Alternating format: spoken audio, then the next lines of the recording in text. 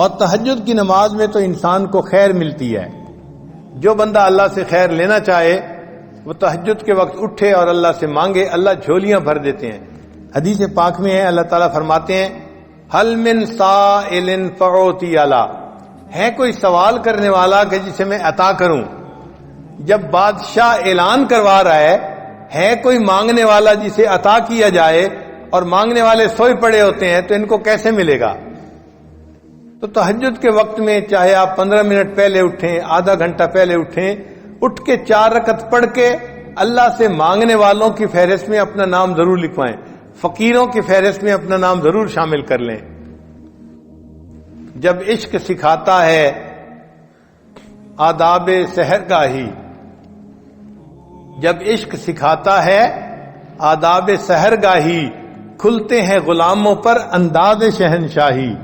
عطار ہو رومی ہو، رازی ہو غزالی ہو، کچھ ہاتھ نہیں آتا بے آہ سحرگاہی.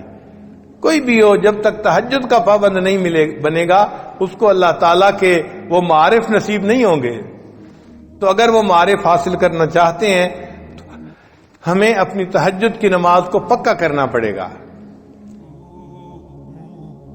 مرد بھی نماز کو پابندی سے پڑھیں، عورتیں بھی نماز کو پابندی سے پڑھیں. یہ سب سے افضل نماز ہے سالکین کے لیے، تہجد کی نماز. پھر اس کے بعد اشراق کی نماز ہے. اشراق کی نماز یہ ہے کہ انسان فجر کی نماز پڑھے، پھر اپنی جگہ پر بیٹھے ہوئے تلاوت کرے، تسبیحات پڑھے، اور جب سورج ایک نیزہ اوپر آ جائے تو اس وقت 2 رکعت 4 رکعت نوافل پڑھ لے. وہ اشراق کی نماز کہلاتی ہے. اور حدیث پاک میں ہے کہ اس نماز کو پڑھنے پر اللہ بندے کو 1 حج اور 1 عمرے کا ثواب عطا فرماتے ہیں. ہم تو ثواب کی خاطر پڑھتے ہیں نا، لیکن جو اللہ والے ہوتے ہیں نا وہ سواد کی خاطر پڑھتے ہیں، مزے کی خاطر پڑھتے ہیں. ان کو ثوابوں کی طلب کم ہوتی ہے، اپنے محبوب سے محبت کا تعلق نبھانے کا ان کو شوق زیادہ ہوتا ہے. حضرت خواجہ مجذوب رحمۃ اللہ فرماتے ہیں بندگی سے ہمیں تو مطلب ہے، بندگی سے ہمیں تو مطلب ہے، ہم ثواب و عذاب کیا جانیں.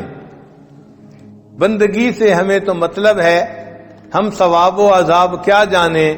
کس میں کتنا ثواب ملتا ہے، عشق والے حساب کیا جانیں. عشق والوں کو ان حسابوں کا کیا پتا، وہ تو اللہ کی محبت میں نوافل پڑھ رہے ہوتے ہیں.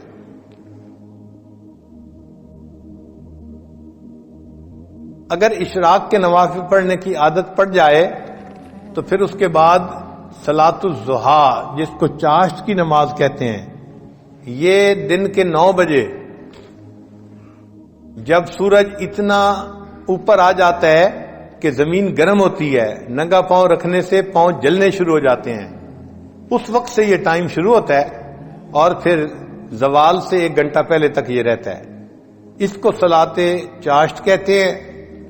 یہ اگر 2 رکعت بھی پڑھ لیں تو بہت اچھا، ورنہ 12 رکعت تک پڑھ سکتے ہیں. اس میں اللہ نے روزی کی برکت رکھی ہوئی ہے. چنانچہ جو بندہ چاشت کی نماز پڑھتا ہے اللہ تعالیٰ اس کو برکت والی روزی عطا فرما دیتے ہیں. اب بہت سارے لوگ اپنے دفتروں کی وجہ سے یہ لمبی نماز تو نہیں پڑھ سکتے، مگر کم از کم 2 رکعت تو پڑھنی چاہیے، انٹری تو ہو جانی چاہیے. بلکہ فقہا نے تو یہاں تک لکھا ہے کہ اگر یہ بندہ دفتر میں اتنا مصروف ہو جاتا ہے کہ وہاں اس کے لیے نفل پڑھنا ممکن نہیں ہوتا، تو اشراق کے وقت میں 2 رکعت نفل اشراق کی نیت سے پڑھ لے اور 2 رکعت نفل چاشت کی نیت سے پڑھ لے، اللہ اس کو بھی قبول فرما لیں گے. تو اشراق اور چاشت تو اس طرح ہو گئی. پھر اس کے بعد تیسری نماز ہے جس کو صلاۃ اوابین کہتے ہیں. وہ مغرب کے بعد 6 رکعت پڑھنی ہوتی ہیں نفل، مغرب اور عشاء کے درمیان میں. کوئی مشکل نہیں، اگر انسان ہمت کر لے تو پڑھ سکتا ہے. 6 رکعت نفل پڑھنے پہ 5 منٹ لگتے ہیں یا 6 منٹ لگتے ہیں. لیکن اجر پتہ ہے کتنا؟ حدیث پاک میں ہے کہ جو بندہ اوابین کے 6 رکعت نفل پڑھتا ہے اللہ اس کو 12 سال کی عبادت کا ثواب عطا فرما دیتے ہیں۔ 6 رکعت پڑھنے پر 12 سال کی عبادت کا ثواب ملا تو سوچئے یہ کتنا بڑا انعام ہے۔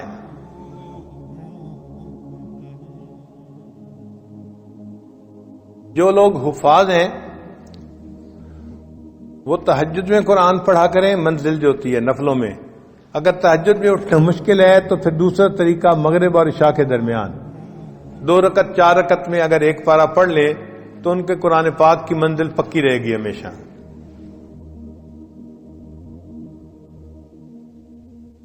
اور رات کی نماز کو تہجد کی نماز کہتے ہیں، تو گویا 5 فرض نمازیں ہوئیں اور 4 نفل نمازیں ہوئیں، اشراق، چاشت، اوابین، تہجد۔ تو جیسے عام لوگ 5 فرض نمازوں کا اہتمام کرتے ہیں، جو سالکین ہوتے ہیں ان کو 9 نمازوں کا ایسے اہتمام کرنا چاہیے۔ ان کے لیے یہ 4 نمازیں بھی محبت کی بنا پہ فرض کی مانند ہوتی ہیں نفل نمازیں، لیکن محبت کے میدان میں وہ اس طرح اس کو ادا کرتے ہیں جیسے فرض ہوتا ہے۔ پھر اس کے بعد بھی کچھ نمازیں ہیں۔ انسان جب وضو کرتا ہے تو تحیت الوضو 2 رکعت نفل پڑھنے وہ بھی مسنون ہے۔ مسجد میں داخل ہوتا ہے تو 2 رکعت تحیت المسجد پڑھنا یہ بھی مسنون ہے۔ تو ان نمازوں کو بھی پڑھنا چاہیے، جب موقع ملے تحیت الوضو پڑھیے، تحیت المسجد پڑھ لیجئے۔ پھر اگر انسان سے کوئی غلطی ہو گئی تو صلاۃ التوبہ 2 رکعت توبہ کے پڑھنا یہ بھی حدیث سے ثابت ہے۔ پھر اگر اللہ نے کوئی نعمت عطا فرما دی تو 2 رکعت شکرانے کے ادا کرنا یہ بھی حدیث پاک سے ثابت ہے۔ ان نمازوں کو جتنا آپ پڑھ سکتے ہیں اتنا پڑھیں، ان کا اجر ملے گا، اس کے بدلے فرض قبول ہو جائیں گے، اور قیامت کے دن اللہ تعالیٰ بندے کو نبی علیہ السلام کی رفاقت عطا فرمائیں گے اور اونچا مرتبہ عطا فرمائیں گے۔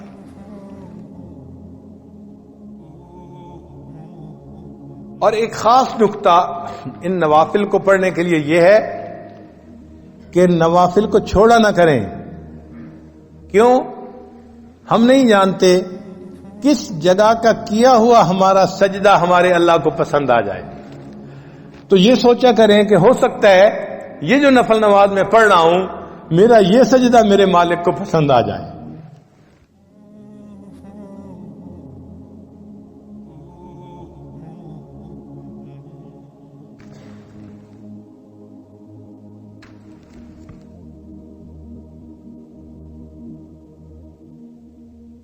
علامہ اقبال نے کہا، واقف ہو اگر لذت بیداری شب سے، واقف ہو اگر لذت بیداری شب سے، اونچی ہے ثریا سے بھی یہ خاک پر اسرار۔ یعنی یہ خاک کی مٹھی انسان جو ہے یہ ثریا سے بھی اونچا چلا جاتا ہے۔ اللہ تعالی ہمیں بھی بیداری شب کی لذت عطا فرمائے۔ تیری محفل بھی گئی، چاہنے والے بھی گئے، شب کی آہیں بھی گئیں، صبح کے نالے بھی گئے۔ ایک وقت تھا کہ نوجوان رات کے آخری پہر میں اٹھتا تھا، اللہ کی محبت میں آہیں بھرتا تھا اور اللہ کے سامنے اپنی فریاد بیان کرتا تھا۔ آج راتوں کو اٹھنے والے بہت تھوڑے ہو گئے۔ اس قحط الرجال کے دور میں دلوں میں یہ نیتیں کیجئے کہ ہم ان نوافل کو باقاعدگی سے پڑھیں گے اور تہجد کو پابندی کے ساتھ پڑھیں گے اور اللہ کی عبادت کریں گے، اپنے اللہ کو منانے کی کوشش کریں گے۔ اللہ تعالی ہمارے معاملات کو ٹھیک کر دے اور ہمیں اللہ تعالی اپنے مقبول بندوں میں شامل فرمائے۔ وآخر دعوانا ان الحمد للہ رب العالمین۔